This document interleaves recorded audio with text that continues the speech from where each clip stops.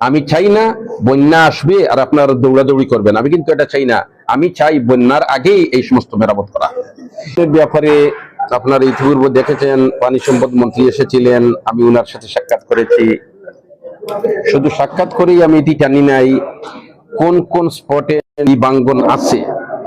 আমি স্থানীয় দায়িত্বশীল যিনারা আছেন,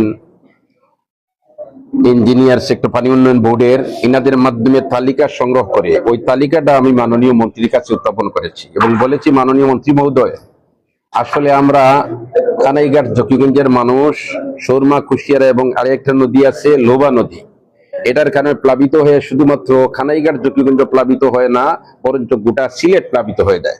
এজন্য এই সমস্যার থেকে আমরা মুক্তি পেতে চাই। জরুরি ভিত্তিতে আপনি এটার বিহিত ব্যবস্থা নেন।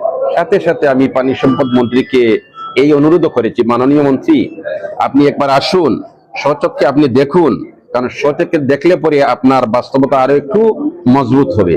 উনি আমাকে আশ্বাস দিয়েছেন, সময় সাপেক্ষ আমি আসবো, নিজে দেখবো।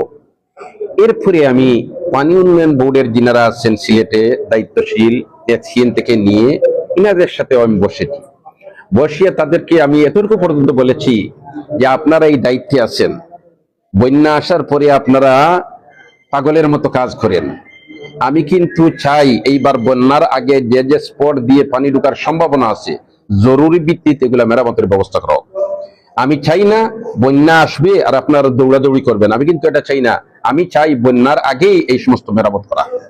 এই মেরামত করতে কি যা যা করা প্রয়োজন আপনারা করেন, যে পয়েন্টে আপনারা আটকে যাবেন আমাকে বলবেন, আমি এটাকে উদ্ধার করার চেষ্টা করব।